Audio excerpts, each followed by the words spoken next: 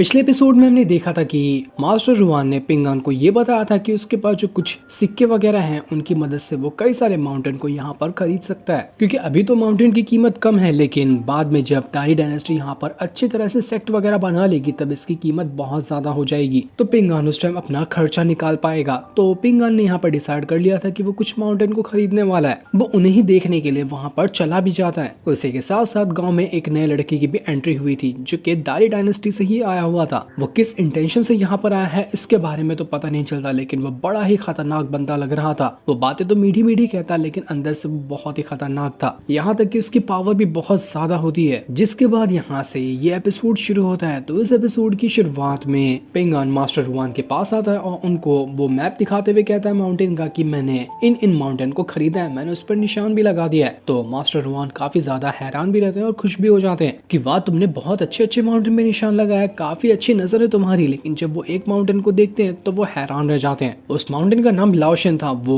पिंगान से कहते हैं कि लाओशन माउंटेन को भी तुम खरीदने वाले हो, तुम्हें किसने बताया इस माउंटेन के बारे में, क्योंकि इस माउंटेन में तो पहले से ही दाली डायनेस्टी पहुंच चुकी है। लेकिन अगर तुमने उसको पहले से खरीदने का डिसाइड कर ही लिया तो थोड़ा सा संभल कर रहना, कहीं दाली डायनेस्टी तुम्हारी दुश्मन ना बन जाए। इसके बाद मास्टर रुआन की बेटी यहाँ पर पिंगान को जो भी माउंटेन खरीदना था उसके पेपर वगैरह बनाने के लिए चली जाती है। उसके जाने के बाद मास्टर रुआन पिंगान से कहते हैं कि अगर तुम्हारे पास एक दो भी सिक्के बचे हैं ना तो वो मुझे बताना, मैं इसके बदले तुम्हारे लिए कोई छोटी मोटी दुकान खरीद दूंगा इसी गांव के अंदर, तो तुम वहां पर रहकर अच्छे से एक नॉर्मल लाइफ गुजार सकते हो। तुम्हें आगे किसी भी चीज की टेंशन लेने की जरूरत नहीं है। मास्टर तो यहाँ से दूर चले गए, लेकिन तुम्हें अब उनके बारे में सोचने की भी जरूरत नहीं है। तुम यहाँ से नई तरह से जिंदगी की शुरुआत करो। तुम यहाँ पर खुश रहोगे और अच्छे से आगे बढ़ते रहोगे ना तो मास्टर जहाँ पर भी होंगे वो खुश ही रहेंगे। मास्टर यहाँ पर कहाँ गए, उनके साथ क्या हुआ, इसके बारे में जो मास्टर रुआन था वो पिंगान को नहीं बताता, वरना पिंगान को तकलीफ हो जाएगी। वो बस उससे इतना कहता है कि मास्टर तो यहाँ से चले गए हैं, वो बाद में कभी हुआ तो तुमसे मिलने आएंगे, इसलिए अपनी जिंदगी की नई तरह से शुरुआत करो। पिंगान बड़ा ही इमोशनल हो चुका था, लेकिन फिर भी वो कहता है कि चलो ठीक है, मास्टर जहाँ पर भी हो वो बस खुश हो, मैं भी तो वही चाहता हूँ। और इतना कहने के बाद वो वहाँ से आगे बढ़ने लग जाता है। जैसे वो आगे बढ़ रहा था उससे सामने डॉक्टर दिखाई देता है। डॉक्टर पिंगान से पूछता है कि क्यों पिंगान, कहाँ से आ रहे हो? मैंने सोचा कि अच्छे माउंटेन खरीदने वाले हो और तुमने लाओशन माउंटेन को भी खरीदने का डिसाइड किया है, तो जरा मुझे बताओगे कि लाओशन माउंटेन के बारे में तुमने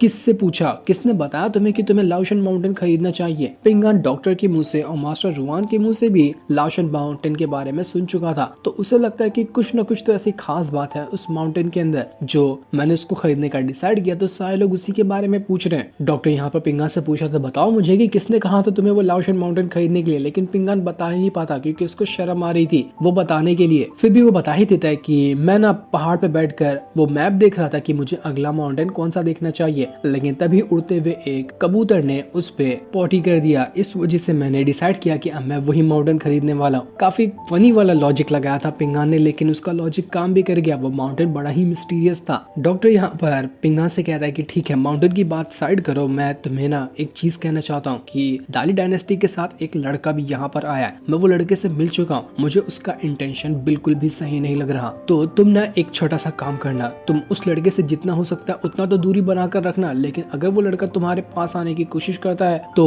जितनी भी चीजें मास्टर ने तुम्हें दी होगी ना उनको संभाल कर रखना, जैसे कि उनका पिन हो गया और उन्होंने तुम्हें एक बार वो सील भी दिया होगा, तो ये दोनों चीज को अपनी जान से भी ज्यादा संभाल के रखना, ये तुम्हारे अलावा किसी और के पास नहीं जानी चाहिए। पिंगान एकदम कंफ्यूज की वो पिन और सील के बारे में तो किसी को नहीं पता था कि मास्टर ने मुझे दिया, तो डॉक्टर को कैसे पता चल गया जो मुझे यहाँ पर आकर इसके बारे में वार्निंग दे रहे कि मुझे उसको छुपा कर रखना है, मतलब कि कुछ ना कुछ खास बात है उस सील के अंदर और उस पिन के अंदर जिसके बारे में मैं अभी तक नहीं जान रहा। तभी तो डॉक्टर मुझे इतनी सख्ती से मना कर रहे हैं कि मुझे इसको ना ही किसी को दिखाना है और ना ही किसी को देना है। तो पिंगान भी डॉक्टर से कहते हैं कि ठीक है, जैसा आप कहते हैं मैं वही करूंगा, मैं किसी को नहीं दूंगा ये। इसके बाद पिंगान अपने घर की तरफ जाने लगता है, जहाँ रास्ते में कुछ भीड़ वगैरह लगी हुई थी, क्योंकि टाउन के अंदर अब दाली डायनेस्टी के भी लोग आ रहे हैं, तो वो लोग अपनी दुकान वगैरह लगा रहे थे और कुछ भी अपना जो नया सेटअप करना हो वो कर रहे थे। तभी वहाँ पर वो लड़का भी पहुंच जाता है जो कि दाली डायनेस्टी से आया था। वो पिंगान से कहता है कि पिंगान सुनना, मुझे तुझसे एक छोटा सा काम है, तू तो गाँव के सारे लोगों को पहचानता है ना, तो मुझे ब्रदर सॉन्ग जो है ना उसका घर दिखा दे, मैं उसके पास जाना चाहता हूँ। पिंगान कहता है कि मैं क्यों दिखाऊं तुझे, मैंने तुझे उसका घर दिखाया ना, तो वो बाद में जब भी आएगा ना यहाँ पर तो मुझे बहुत मारेगा, क्या आखिर मैं किसी अनजान इंसान को उसके घर तक क्यों लेकर गया? वो लड़का कह रहा था कि अरे मैं अनजान इंसान नहीं हूँ, तुझे पता है कि मैं भी दाली डायनेस्टी से आया हूँ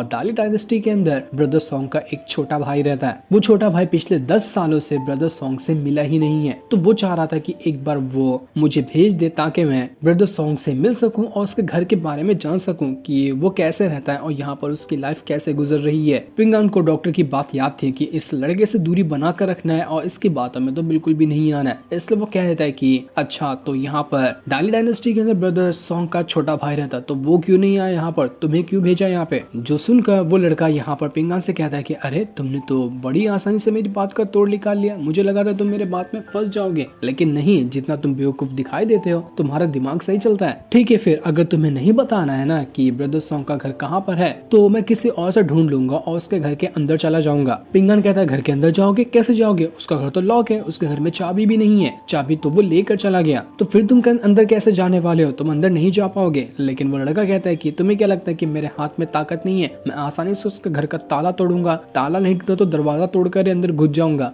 लेकिन मैं तो ब्रदर सॉन्ग के घर के अंदर जाए बगैर यहाँ से रिटर्न नहीं जाने वाला। पिंगान ये सुनकर थोड़ा सा परेशान हो जाता है कि अगर इसने ब्रदर सॉन्ग के घर का दरवाजा तोड़ा तो फिर ब्रदर सॉन्ग जब भी यहाँ पर आएगा तो वो मुझे बहुत मारेगा, क्योंकि वो मेरा पड़ोसी है और मेरी जिम्मेदारी थी कि उसके घर को अच्छे से देखभाल करना। इसलिए वो उसे कहता है कि ठीक है, मैं तुम्हें ना ब्रदर सॉन्ग के घर तक ले जाऊंगा, लेकिन अंदर मत जाना, बाहर से ही देखकर रिटर्न चले जाना, क्योंकि घर उसका वैसे भी बंद है। तो यहाँ पर वो लड़का इस चीज के लिए मान जाता है और वो दोनों वहाँ से ब्रदर सॉन्ग के घर के पास आ जाते हैं, जहाँ घर के दरवाजे पर कुछ बैनर वगैरह लगे हुए थे, क्योंकि गांव में एक फेस्टिवल आने वाला है, तो उसी फेस्टिवल की तैयारी के लिए यहाँ पर बैनर लगा हुआ था। वो लड़का जैसे ही बैनर को निकालने की कोशिश करता है, पिंगन उससे कहता है कि मत निकालना, ये एक ब्लेसिंग की तरह है, तो अगर इसको निकाल दिया गया तो बैड लग आता है, फेस्टिवल खत्म होने से पहले इसे नहीं निकाला जा सकता, गाँव के सभी लोगों के घर पर ये लग जाते हैं, और वैसे भी घर तो बंद है, तो आ जाओ फिर तुम मेरे घर पे बैठो, तुम चाय वे पी के जा सकते हो, बड़ी दूर से आए हुए लग रहे हो तो मैं तुम्हें चाय पिला सकता हूँ। लेकिन बेचारे पिंगान के घर का टूटा हुआ था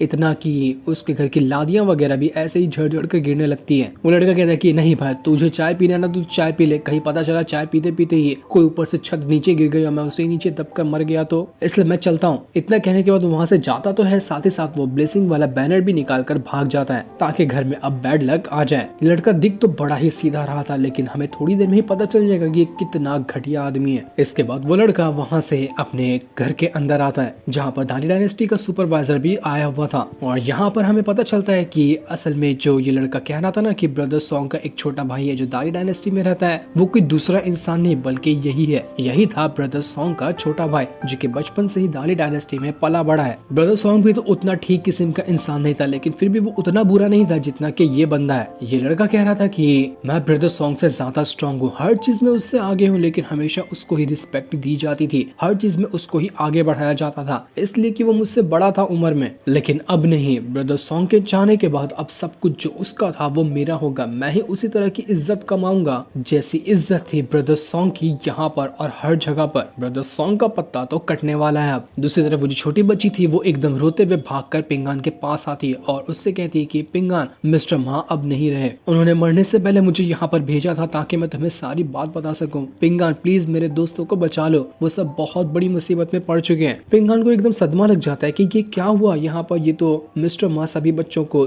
दूसरी सिटी में ले जा रहे थे ना, वहाँ पर एकेडमी में एडमिशन कराने के लिए, तो ऐसा क्या हो गया बीच रास्ते में। तो वो छोटी बच्ची पिंगान को सारी बात बताने लगती। इसके बाद हम कुछ टाइम पहले जहाँ पर मिस्टर माँ सारे बच्चों को लेकर दूसरी सिटी की ओर जा रहा था, तो रास्ते में सारे बच्चे कुछ देर आराम करने के लिए एक जगह पर रुक जाते हैं, और रुकने के बाद वो सभी आपस में बातें करने लग गए थे। तभी वहाँ पर मिस्टर माँ से बात करने के लिए वो बंदा आ जाता है जिसने पहले भी मिस्टर माँ को कहा था कि उसे मास्टर का साथ छोड़ देना चाहिए, उसे उसके साथ दाली डायनेस्टी में शामिल हो जाना चाहिए, इसी में मिस्टर माँ की भलाई है। लेकिन मिस्टर माँ ने उस टाइम उसको मना कर दिया था। तो वही बंदा जिसका नाम लियान है यहाँ पर आया होता है। वो मिस्टर माँ से कहता है कि जरा थोड़ा दूर आएंगे, हम दोनों को ना पर्सनल कुछ बातें करनी है, तो बच्चों के सामने नहीं होगी तो बेहतर है। मिस्टर माँ उसकी बातों में आकर थोड़ा जंगल में आगे चले जाता है, जहाँ पर आने के बाद वो दोनों बातें कर रहे थे। लियान मिस्टर माँ से कह रहा था कि देखो, मुझे पता है कि आप मास्टर के कहने पर सारे बच्चों को दूसरे शहर में एक काई एकेडमी है उसके अंदर शामिल करने के लिए ले जा जा रहे हो, क्योंकि मास्टर को पता था कि कुछ भी खतरे आएंगे तो उनके जो स्टूडेंट वगैरह हैं उन्हें काई एकेडमी में एडमिशन करा दिया जाए। वहाँ पर सारे बच्चे सेफ रहेंगे और मिस्टर मा भी वहीं पर बच्चों को पढ़ा सकते हैं। लेकिन मैं आपके लिए यहाँ पर एक छोटा सा ऑफर लाया हूँ, आपको ना ये गाँव छोड़कर भी जाने की जरूरत नहीं है। यहाँ पर वैसे भी दाली डायनेस्टी का कब्जा होने ही वाला है, तो वो लोग यहाँ के माउंटेन के ऊपर एक सेक्ट बना रहे हैं, उसमें अच्छे खासी एकेडमी वगैरह भी रहेगी। तो मैं आपको ये ऑफर देना चाहता था कि दाली डायनेस्टी का जो सेक्ट बनेगा उसकी एकेडमी में आप एक टीचर की तरह ज्वाइन हो जाओ। आपको बहुत अच्छे से रिस्पेक्ट मिलेगी, जैसा कि आपको काई एकेडमी में भी नहीं मिलने वाली। हर एक चीज जिसकी आपको जरूरत होगी वो सब आपको दाली डायनेस्टी के सेट के अंदर मिल जाएगा। तो आपको हमारे साथ दाली डायनेस्टी के अंदर शामिल हो जाना चाहिए। लेकिन ये सुनकर मिस्टर मा बहुत ज्यादा गुस्सा हो जाता है। तुझे क्या लगता है कि मैं मास्टर को धोखा दूंगा? उनकी आखिरी ख्वाहिश यही थी कि मैं बच्चों को लेकर काई एकेडमी में जाऊं और वहां जाकर ज्वाइन करूं। अब तो मुझे कितना भी बड़ा ऑफर दे दे, मैं उनकी बात नहीं टालने वाला। ये बात तू कान खोलकर सुन ले और रिटर्न चला जा, इससे पहले कि मेरा पारा चढ़ जाए। मुझे बहुत काम है, बच्चों को लेकर भी जाना है। लेकिन लियान तो सुनने के लिए तैयार ही ना, वो मानता ही नहीं कि मैं तो नहीं जाने वाला, मैं तुम्हें घसीट कर जाऊंगा लेके, या फिर नहीं जाते तो बच्चों को लेकर चला जाऊंगा। इस चीज को सुनकर मिस्टर मा को गुस्सा आ जाता है, तो वो यहाँ पर लियान को पकड़कर एक ही पाम टेक्निक से उसके ऊपर अटैक कर देते हैं। इस चीज से लियान इतना ज्यादा भड़क जाता है कि वो सीधा मिस्टर मा से कहता है कि मास्टर तो मर गया, लेकिन अब उसका एटीट्यूड और घमंड तेरे अंदर आ चुका है। तेरे पास है क्या जो तू यहाँ पर मुझे एटीट्यूड दिखा रहा है? इतना अच्छा ऑफर दिया था जो तुझे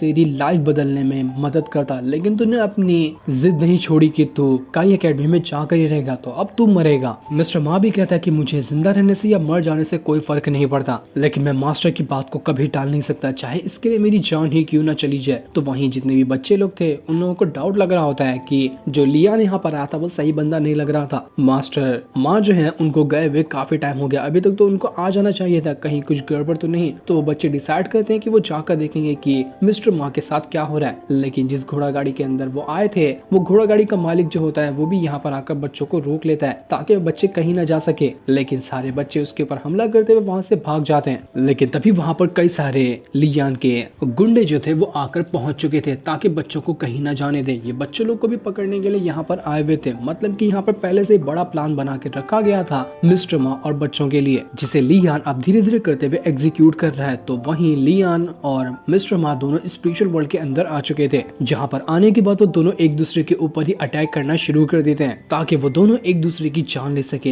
यहाँ पर मिस्टर मा जो था वो मास्टर के खिलाफ नहीं जाना चाहता था, लेकिन लियान तो उनको भड़का रहा था हर चीज के लिए कि आखिर एक ऐसा इंसान जो मर गया है उसके लिए तुम यहाँ पर अपनी जान तक देने को तैयार हो, क्या करोगे उसकी आखिरी ख्वाहिश को पूरा करके। पर मिस्टर मा सुनने के लिए तैयार नहीं थे। पर जब भी यहाँ पर दोनों की फाइट होती है तो लियान ज्यादा ही स्ट्रॉन्ग लग रहा था। मिस्टर मा उसके ऊपर उतना स्ट्रॉन्ग अटैक नहीं कर पाते क्योंकि ये लियान जो है वो दाली डायनेस्टी से मिल चुका है और दाली डायनेस्टी की अच्छी अच्छी जो खतरनाक टेक्निक थी उसको भी इसने सीख लिया है, इसी वजह से वो बहुत ज्यादा स्ट्रॉन्ग है। मिस्टर मा भी उसका ढंग से मुकाबला नहीं कर पा रहे थे और जब लियान यहाँ पर मिस्टर मा का गला दबाते हुए उनकी जान लेने वाला था कि तभी ये सारी चीज वो छोटी बच्ची देख लेती है और देखकर वहां से भागने लग गई थी। लियान एकदम ज्यादा भड़क जाता है कि अब ये कौन सी मुसीबत आ गई, इसने सब कुछ देख लिया है और न जाने किसको जाकर सारी बात बता देगी, इसको तो पकड़ना ही पड़ेगा। वो अपने सारे गुंडों को बुलाता है और चिल्लाते हुए कहता है कि किस तरह का ध्यान रखते हो तुम, तुम्हारे नजर के नीचे से एक बच्ची भाग गई, दिखाई नहीं देता है क्या? जाओ जल्दी से उस बच्ची को पकड़ के लाओ, चाहे वो जिंदा हो या फिर मर गई हो, मुझे उससे फर्क नहीं पड़ता, लेकिन वो बच्ची मुझे चाहिए। इसलिए सारे के सारे लोग उस बच्ची को ढूंढने के लिए चले जाते हैं, लेकिन वो बच्ची तो मिस्टर मा के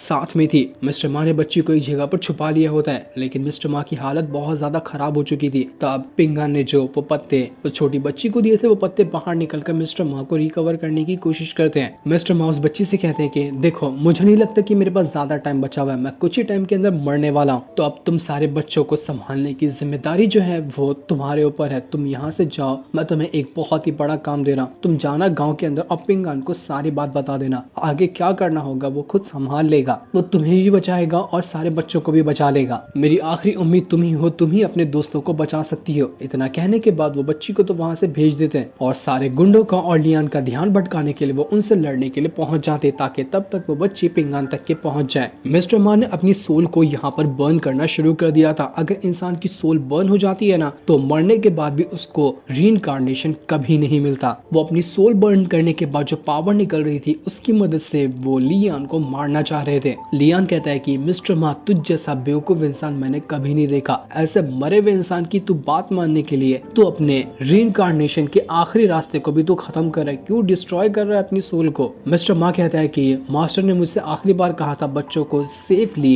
काई एकेडमी के अंदर ले जाना है, लेकिन मैं उनका वादा पूरा नहीं कर पाया। बच्चे यहाँ पर आकर मेरी वजह से मुसीबत में पड़ गए, तो मैं रीइंकार्नेशन लेने के बाद भी जब दोबारा से मास्टर से मिलूंगा तो मैं उनको क्या मुंह दिखाऊंगा। इसलिए बेहतर यही है कि मुझे रीइंकार्नेशन ही ना मिले और अभी से मेरी लाइफ हमेशा के लिए खत्म हो जाए, क्योंकि मैं उनकी बात को पूरा नहीं कर पाया। वो मास्टर से कहता था कि मास्टर मुझे माफ कर देना जो मैं आपकी बात पूरी नहीं कर सका। उम्मीद है कि आप जहाँ पर भी होंगे और वहाँ से मुझे माफ कर देंगे। इसके बाद मिस्टर मा लियान से फाइट करने के लिए चला जाता है। दोनों के बीच में बहुत ज़बरदस्त फाइट होती है और इस बार जो मिस्टर मा था वो ज़्यादा स्ट्रांग लग रहा था, क्योंकि उसने अपनी सोल को बर्न कर लिया था और उस वजह से जितनी भी पावर उसको मिली थी वो बहुत ज़्यादा थी। वो 1 सेकंड के अंदर लियान के सारे साथियों को तो ख़त्म कर देता है, लेकिन लियान नहीं मरा था। लियान बहुत ज़्यादा खतरनाक था। तो उन दोनों के बीच बहुत ही हाई लेवल की फाइट होने लगती है। तो वहीं जितने भी बच्चे थे उनको वो घोड़ा गाड़ी वाले ने एक घोड़ा गाड़ी के अंदर ही कैद करके रख लिया था, लेकिन बड़ी मुश्किल से वो छोटी बच्ची अपनी हिम्मत दिखाते वे वहां से भाग निकलती है, क्योंकि मिस्टर मान ने उसको सारी बात बता दी थी कि उसके पिंगान के पास जाना है। तो वो पिंगान के पास जाने के लिए ही निकल चुकी थी और मिस्टर मा अभी भी लियान के साथ फाइट कर रहे थे। इतनी खतरनाक फाइट थी कि पूरा जंगल ऐसा लग रहा था तहस नहस हो जाएगा। मानना पड़ेगा लियान बहुत जल्दी बहुत ज्यादा स्ट्रॉन्ग बन चुका है। पहले तो वो इतना स्ट्रॉन्ग नहीं था, लेकिन अब तो मिस्टर मा को भी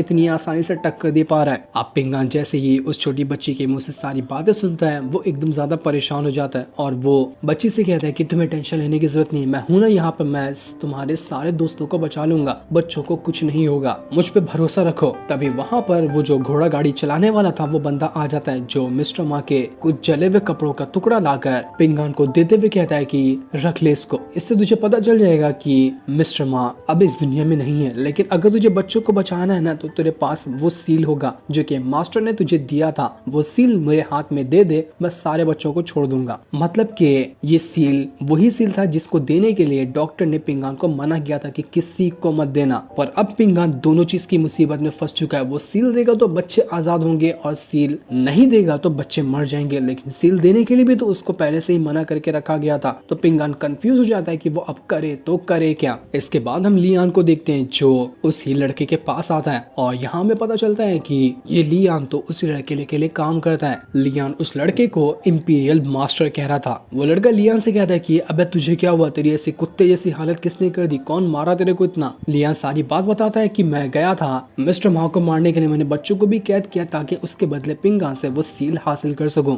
लेकिन मिस्टर मा तो पीछे ही पड़ गया था। उसने अपनी जान तक के दे दी ताकि बच्चों को बचाया जा सके। मैंने अपनी पावर का इस्तेमाल करते हुए बड़ी मुश्किल से उसको मारा है, लेकिन ये चीज नहीं कर पाया कि मेरे पास वो सील अभी तक तो नहीं आए, लेकिन उम्मीद है कि कुछ ही टाइम के अंदर वो पिंगान बच्चों को बचाने के लिए सील हमें दे देगा। यानी कि अगर पिंगान ने वो सील दिया तो वो सीधा का सीधा सील इसी लड़के के पास आने वाली है जिसके पास वो सील नहीं आनी चाहिए। वो जो लड़का था उसके पास ऑलरेडी एक सील थी और ये सील वही सील थी जब मास्टर ने अपने एक डिसाइपल को बहुत पहले दिया था। जब वो डिसाइपल शहर छोड़कर जा रहा था और उसी टाइम पहली बार निंग्योबी की भी एंट्री हुई थी ना, तो वही वाला डिसाइपल था। ये लड़का उस डिसाइपल के पास भी गया था और उसको धमकी दी थी कि अगर तू अपने परिवार को जिंदा देखना चाहता है तो ये सील लाकर मुझे दे दे। तो उस टाइम तो उस डिसाइपल ने डर के मारे इस लड़के को वो सील दे दिया था, वही सील इस लड़के के पास जिसे वो डिस्ट्रॉय कर देता है। वो यहाँ पर कह रहा था कि मैं मास्टर से जुड़ी हुई हर एक चीज जो यहाँ पर होगी मैं सबको खत्म कर दूंगा, ताकि तुमने अपनी जितनी भी इनहेरिटेंस यहाँ पर इस गांव के अंदर छोड़ के रखी है वो सारी इनहेरिटेंस मुझे मिल जाए। मेरे अलावा तुम्हारी इनहेरिटेंस मैं किसी को भी लेने नहीं दे सकता। अब ये किस इनहेरिटेंस की बात कर रहा था और ये कैसे उसको हासिल करेगा, इसके बारे में अभी हमें उतनी जानकारी नहीं दी जाती। जो सीन दिखाते ही ये एपिसोड यहीं पर एंड हो जाता है। Thanks for watching.